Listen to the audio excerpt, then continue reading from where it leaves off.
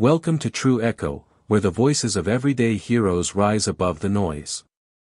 In a world that often overlooks quiet greatness, we bring you stories that prove compassion, resilience, and raw humanity still echo louder than power or privilege. Today's story will challenge what you think you know about leadership, worth, and the people we pass by every day without a second glance. Claudia Renner had seen it all.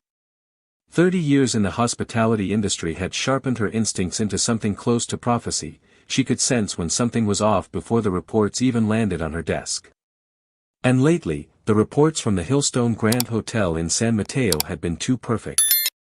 Guest satisfaction scores during off-season months. Through the roof. Complaint logs. Almost non-existent.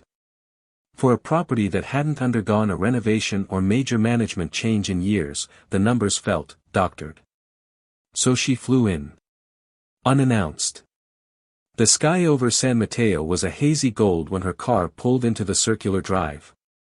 She stepped out with nothing but a small purse and a notebook tucked under one arm. No luggage, no entourage. Just a charcoal blazer, low heels, and the kind of quiet authority that made valets pause mid-step. She waved them off before they could reach for a clipboard. Just passing through. Don't alert anyone, she told the front desk clerk with a glance. She was almost to the elevator when she heard it, voices.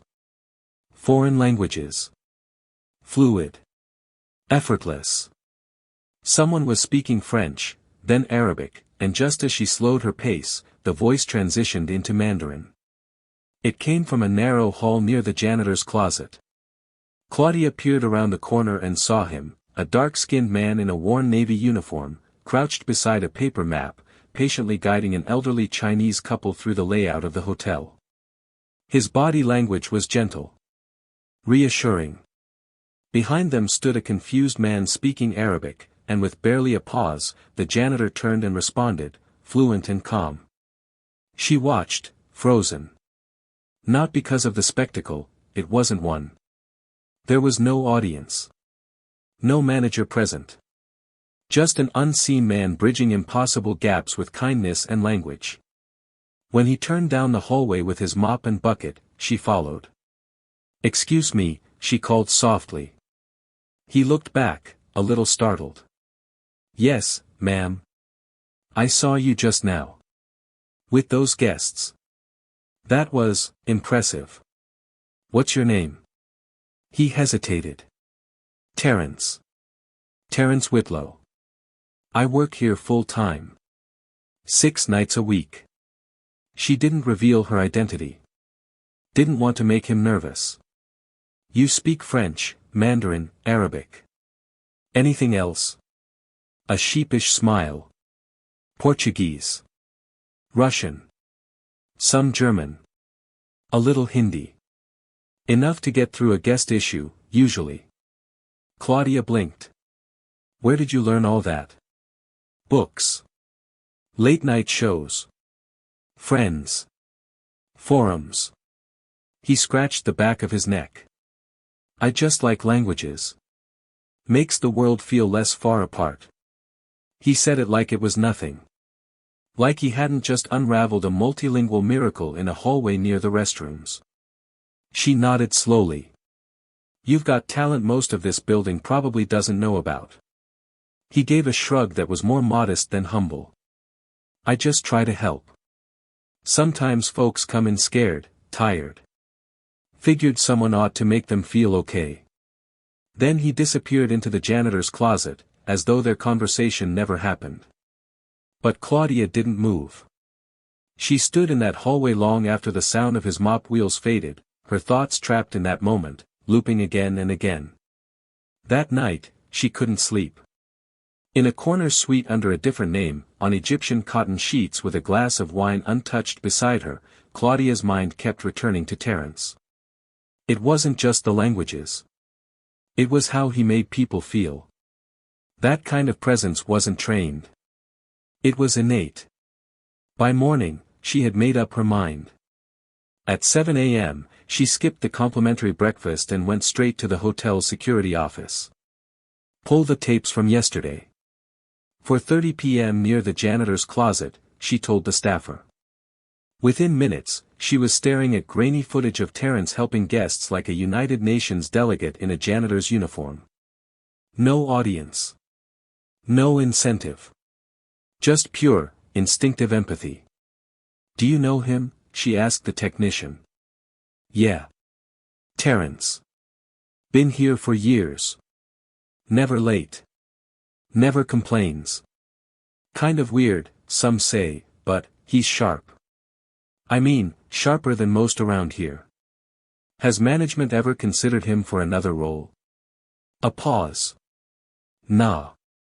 He's night crew. People don't really notice night crew unless something breaks."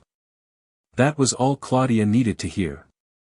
She found Terence again that morning, sipping coffee from a chipped mug in the break room, eyes glued to something on his phone. "Mind if I sit?" she asked. He looked up, startled but polite. "Sure, ma'am." She sat across from him. "Do you know who I am?" A beat. Then he nodded. "Mrs. Renner. CEO of Halverson Hotels. So you did know." "Yes, ma'am. I figured you wanted privacy." She smiled faintly. "I appreciate that." They sat in silence for a moment. "You read a lot?" she asked, nodding at his phone. He shrugged. "Language blogs. Psychology articles. Travel forums. You learn a lot from listening." Claudia leaned forward. "Why haven't you applied for a different role here? Guest relations? Concierge?" He looked down. "No degree. No certificate. I've been told my skills don't match the roles." She studied him. "I don't think you fit where you are. In fact, I think we've been wasting a rare asset." Terence blinked. "I'm not sure what you mean." "I saw something in you yesterday. Not just talent. Empathy. Grace. You made people feel at home in a place that should have been foreign. Do you have any idea how rare that is?" He looked away, voice quiet. "I just try to treat people like I'd want my mother treated if she walked into a hotel she didn't understand."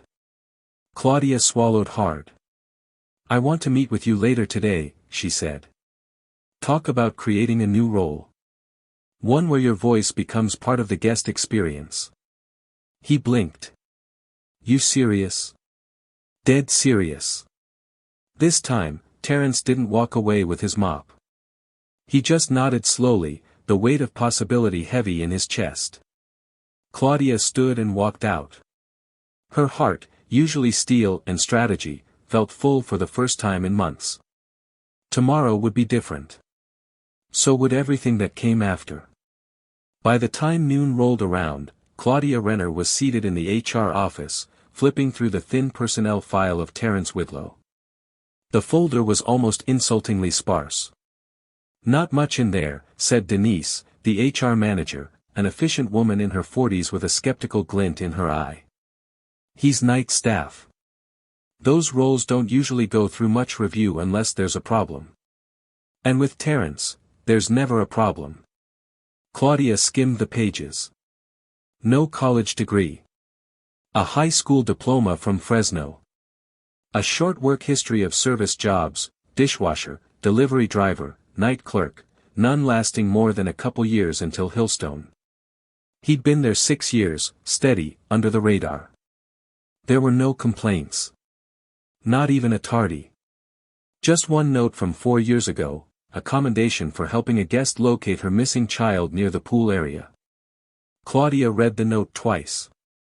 Who was his supervisor at the time, she asked. Denise thought for a moment. Riley. Retired last year. Didn't say much. Don't think they ever had real check-ins, just sign-offs. Claudia stared down at the yellowed paper and felt something simmer beneath her professional calm. This wasn't neglect out of malice. It was something more dangerous, institutional invisibility. Everyone loved a success story, but no one ever asked why it took so long to be seen. Later that afternoon, Claudia did something she hadn't done in years, she walked the staff corridors. Not the guest floors with polished art and curated flowers, but the industrial guts of the hotel, laundry rooms, break rooms, freight elevators, kitchen passageways. She wasn't looking for aesthetics. She was looking for answers. In the laundry wing, she found Gloria Topia folding sheets with industrial precision. "You work with Terence?" Claudia asked.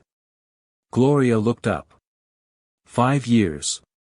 He's on nights mostly. Good man.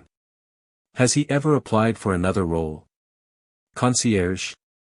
Front desk? Gloria snorted. Terence? He wouldn't even ask for new gloves.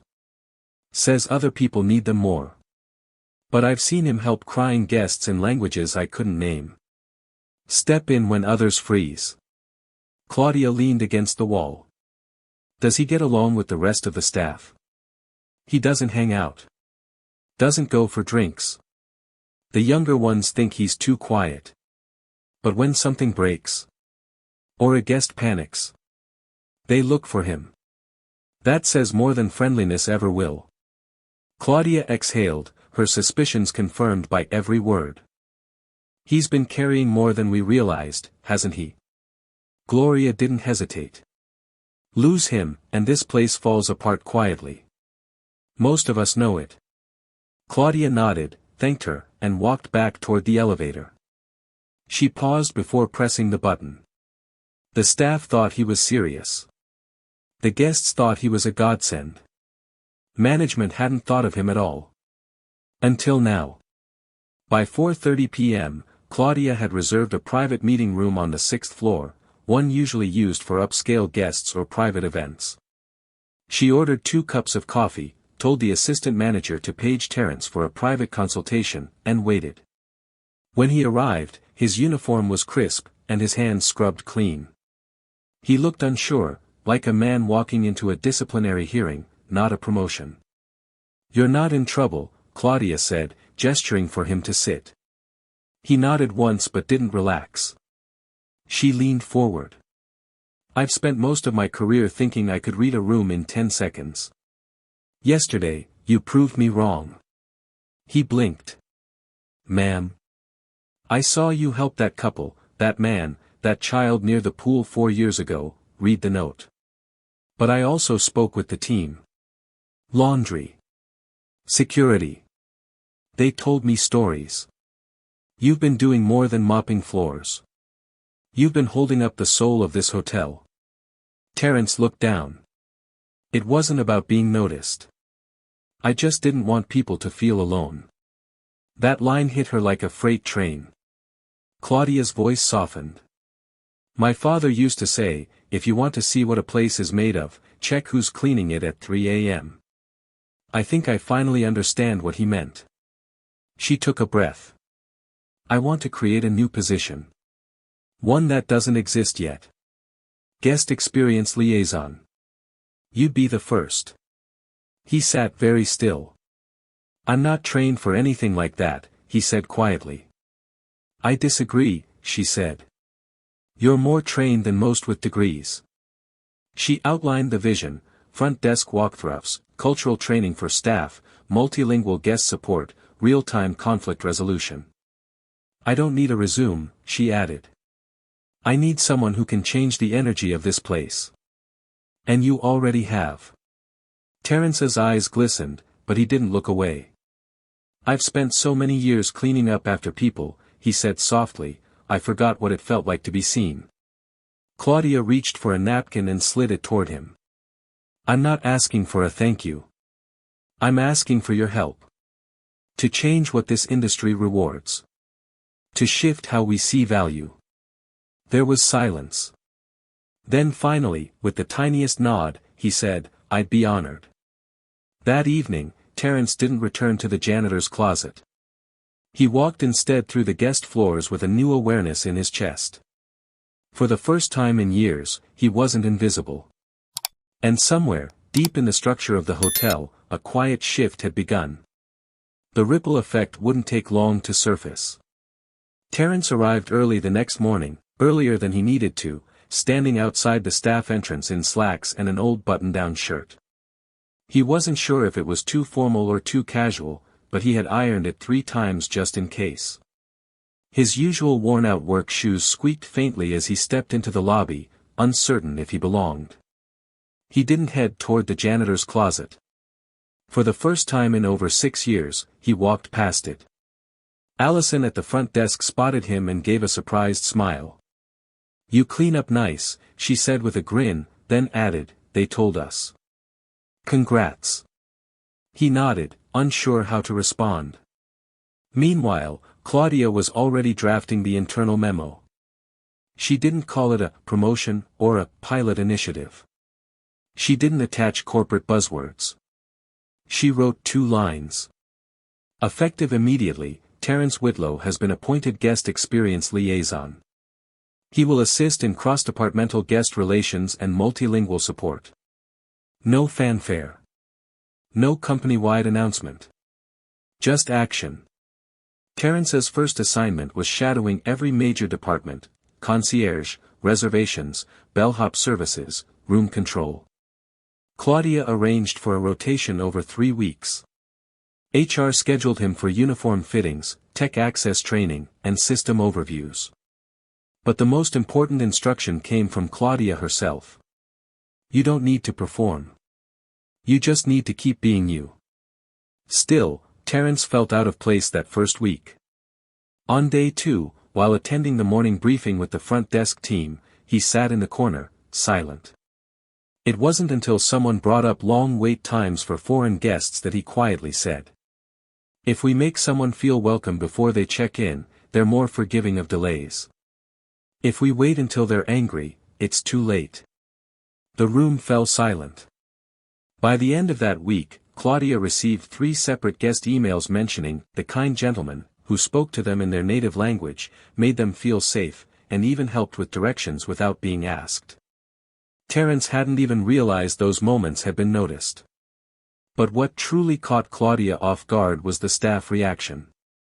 Marco D'Antoni, a young and sometimes brash bellhop, pulled her aside after watching Terence calm a distraught Turkish guest whose phone had been stolen. "I didn't know people like him worked here," Marco admitted. "Makes me want to step it up." That, Claudia thought, was the change she'd been hoping for. Not policy, but energy. The following Monday, Terence stepped into his newly tailored uniform. Navy suit jacket, pressed slacks, polished shoes that still felt too stiff. His name tag now read: Terence Whitlow, Guest Experience Liaison. He stood a little taller, though his hands still rubbed together from nerves as he waited by the elevator. Kirk Donnelly, the hotel manager, wasn't exactly sold on the idea. He approached Claudia with a skeptical tone. "Look, I support internal growth, but are we setting a precedent here? Promoting janitorial staff directly into guest services?" Claudia didn't raise her voice.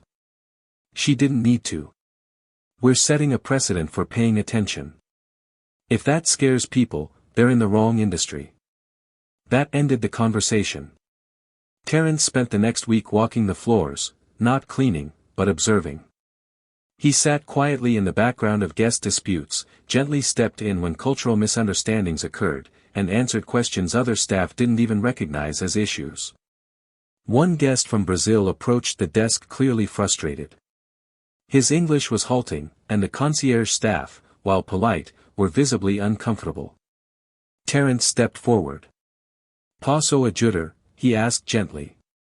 The man's eyes lit up. "Sim, por favor." What could have been a complaint became a compliment. Behind the scenes, Claudia was flooded with small reports. "Edwin from Valet, he calmed me down after a guest yelled at me. Didn't say much, just sat next to me." Sandra from the front desk, "My dad doesn't speak English. Terence helped him like he was family, spoke Urdu like a native."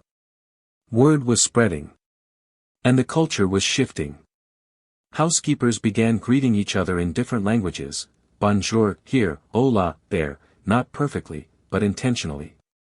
A sticky note with Korean phrases popped up near the service elevator. One front desk clerk started using Google Translate for check-in summaries. Nobody was instructed. Nobody was forced. They just followed the quiet example Terence set. One afternoon, a German guest named Mrs. Johanna Kiel slipped near the breakfast buffet. Before anyone else could move, Terence was at her side, helping her up gently while speaking fluent German. "Fühlen Sie sich schwindelig?" he asked. "Are you dizzy?" He knew to ask about blood thinners. Knew how to calm her without drama.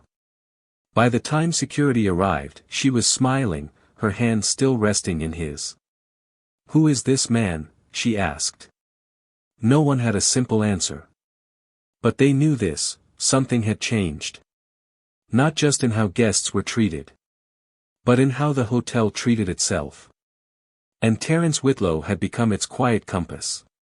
By the end of the second week, Terence's name had made its way into conversations across departments, not in meetings, but in whispers, hallway nods, shared glances between staff.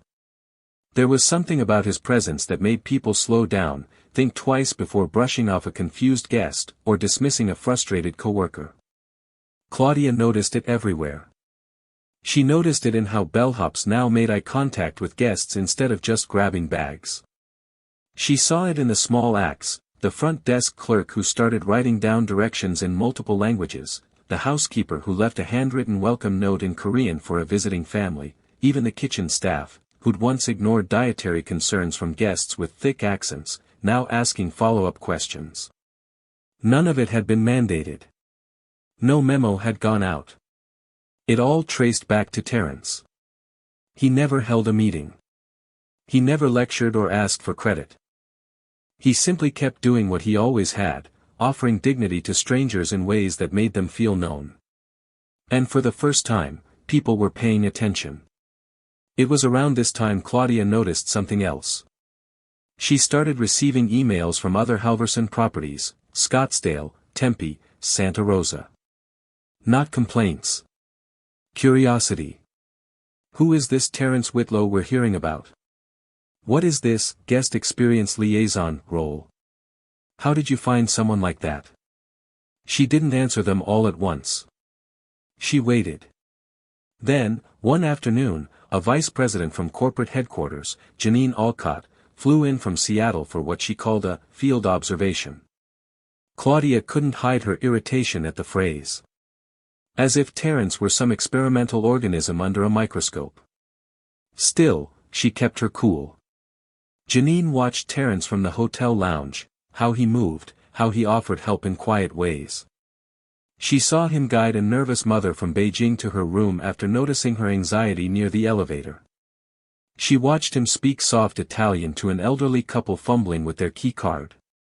She even overheard a conversation he had with a teenager in Spanish about where to find gluten-free options at breakfast. Later that evening, Janine sat down in Claudia's office. "Where did you find this guy?" she asked. Claudia answered without hesitation. "He was always here. We just finally looked up." Janine nodded slowly, impressed. "We need to replicate this. Across our top-tier properties. A pilot program, maybe even a liaison division." Claudia was ready for this. "We don't need a manual," she said. "We need more people like him." Janine turned to Terence, who had joined them after being invited. "How would you feel about flying to Scottsdale?" she asked. "They're interested in developing something similar. And honestly, you're the one who should help us build the framework." Terence looked stunned. "I've never been on a plane before," he said softly. Janine chuckled. "We'll fix that." And just like that, the next phase of his journey began.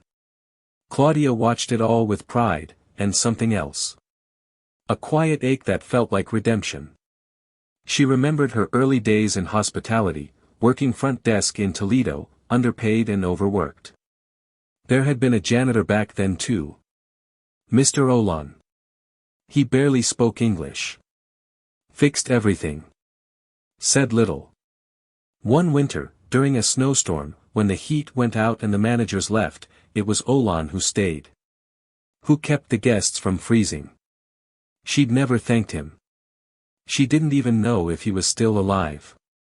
But now, in a way, she felt like she was thanking him through Terence. A week later, Terence stood outside the Scottsdale property with his blazer slung over one shoulder, a carry-on bag in hand, and the Arizona heat settling heavy around him. A young staffer in his 20s ran up, grinning. "You Mr. Whitlow?" "Just Terence," he replied with a warm handshake. Inside, the team was gathered, not for a presentation, but a circle meeting. No PowerPoint. No jargon. Just stories. Terence stepped forward. "I'm not here to impress anyone," he began. "I don't have a title that means anything outside this building. But I've worked in hotels long enough to know one thing: we don't remember clean windows or polished floors. We remember how we felt when we didn't belong. Or didn't understand the language. Or needed someone to care." Silence followed. "The good kind." He continued, softer now. "I used to think being invisible was part of the job. That if I stayed quiet and cleaned up after people, that was enough. But it turns out, people notice. Eventually." Then he added, almost as an afterthought, "The trick is, you have to keep showing up, even when no one sees you." Afterward, 2 employees approached him, one housekeeper with tears in her eyes, another maintenance tech who simply shook his hand. "You make it feel like it's not too late to be seen," the tech said. Terence smiled. "It's never too late. You just have to stop hiding from yourself." Back in San Mateo, Claudia read the Scottsdale update with quiet satisfaction. They'd already drafted their own version of the liaison role. More importantly, they'd begun asking better questions. It wasn't about roles or uniforms. It was about seeing the humanity in the ones we overlooked. And with Terence leading the way, she knew they were finally on the right path. Terence returned from Scottsdale with more than a few souvenirs and a polished nameplate in his carry-on. He came back with a spark. Something had changed on that trip. Not just in how others saw him, but in how he saw himself. The moment he stepped into the San Mateo property again, there was a quiet shift. People greeted him not just with, "Hey," but with respect. He was no longer the janitor who spoke languages. He was Terence Whitlow, the man who made every guest feel like they belonged, and who now, according to corporate, might just help redefine what that belonging looked like across all Halverson hotels. Claudia met him in her office the morning after he returned. He was early, as always. Her coffee was still hot when he knocked softly and stepped in. "How was it?" she asked, smiling. "Overwhelming," he admitted. "But, good. I sat in meetings. People asked for my opinion. I didn't think I'd know what to say, but then I realized. I do." She leaned back, impressed. "You've always known. You just didn't have the seat." He nodded, then added with a chuckle, "They called me Mr. Whitlow all week. Not sure I'll get used to that." But she could see the difference in his posture, more confident, more present. Not puffed up, not changed. Just fully visible, finally. Later that week, he led his first official team workshop at the San Mateo Hotel. It wasn't about training or compliance. He sat in a circle with 12 employees, bellhops, front desk staff, night shift workers, even a kitchen steward. The only rule: speak honestly. He opened with one question. "When was the last time you saw someone struggling and didn't stop, because it wasn't your job?" There was a long silence. Then, slowly, people began to speak. A receptionist admitted she had ignored a crying child in the hallway once because she thought security would handle it. A bellboy confessed he avoided helping older guests with mobility issues, worried he'd make them feel worse. One housekeeper broke down in tears, talking about a time she heard a couple fighting behind a door and didn't call for help. Terence didn't judge. He just listened. Then said softly, "I've done that too. More than I care to admit."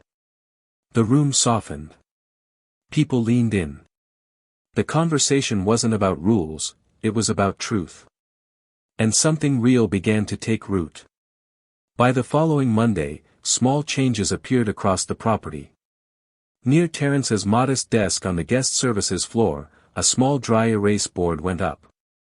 On it, each day, he wrote a word in a different language. A question beneath it. That morning, it read. Word, Wakarimashita, Japanese, I understand. Question, did you see someone today who needed to be understood? At first, people walked past it. But within days, they began reading it. Then commenting. Then answering. I saw a woman struggling with the room key.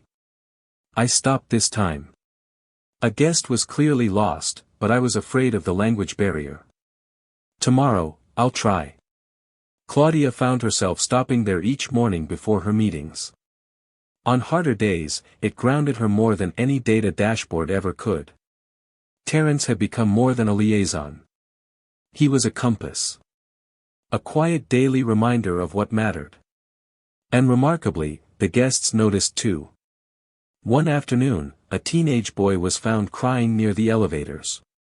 His parents had stepped out to the cafe and left him behind, not realizing he didn't know where to go. He spoke only Korean. Terence saw him, knelt beside him, and gently switched to Korean without hesitation. He calmed the boy, contacted the front desk, and waited with him until his father returned, frantic and breathless. The father, still shaking, asked Terence, "Are you the manager?" Terence replied with a soft smile, "No. Just someone who's been left behind before." That story made it to Claudia's inbox within the hour. It wasn't just a heartwarming moment, it was brand reinforcement. And for once, it had nothing to do with branding at all. The next week, Halverson Corporate requested that Terence consult on the rollout of liaison roles at 4 additional properties.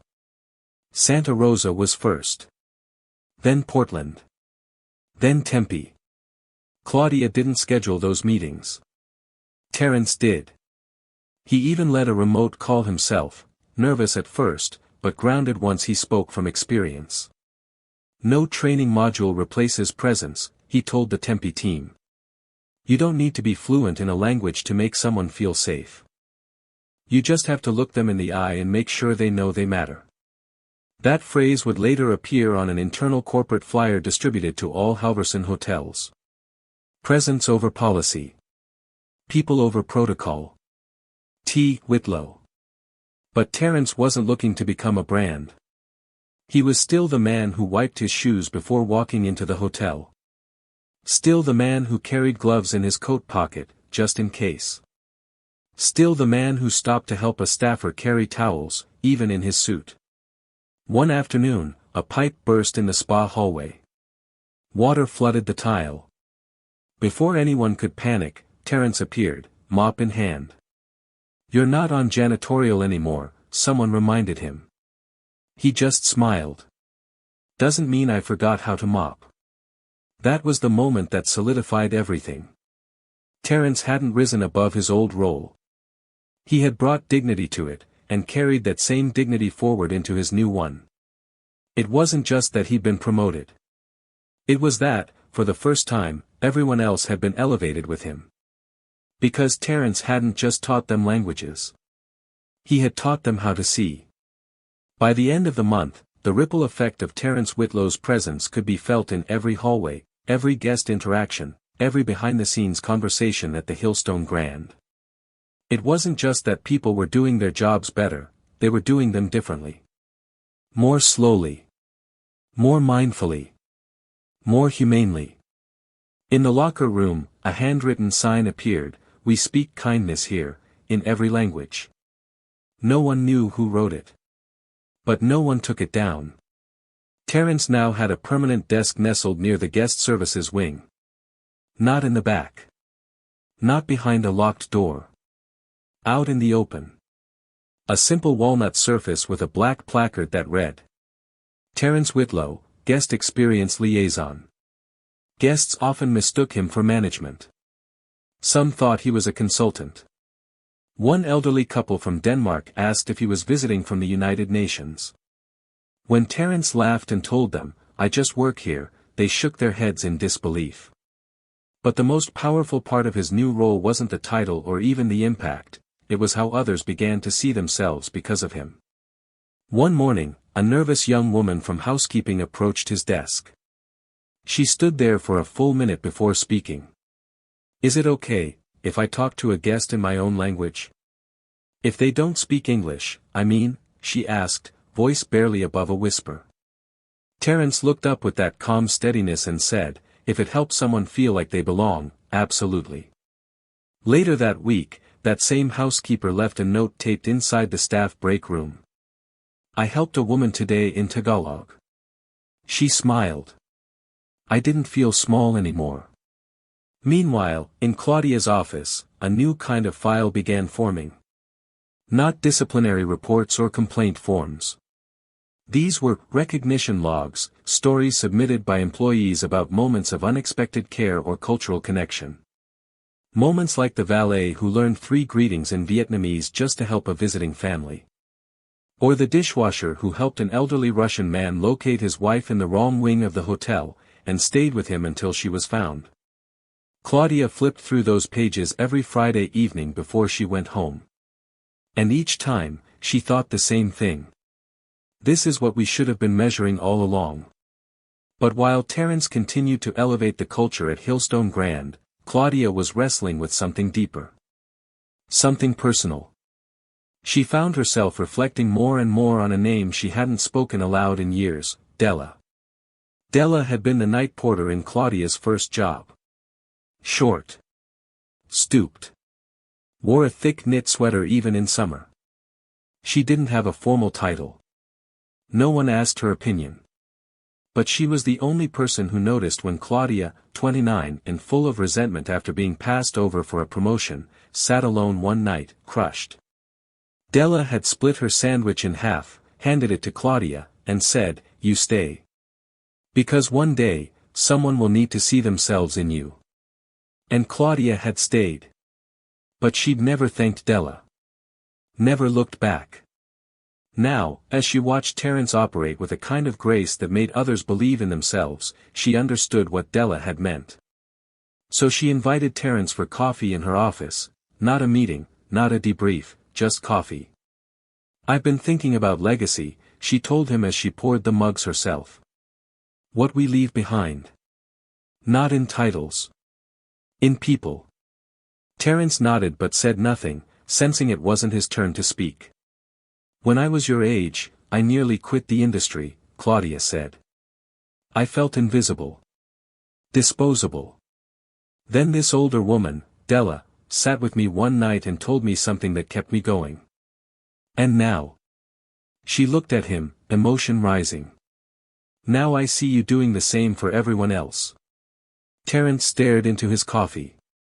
Then said quietly, "Sometimes, it just takes one moment to change what a person believes about themselves."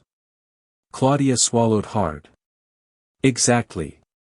That afternoon, she typed the shortest and most important corporate memo of her career. It wasn't about metrics. It wasn't about quotas. It was a decision.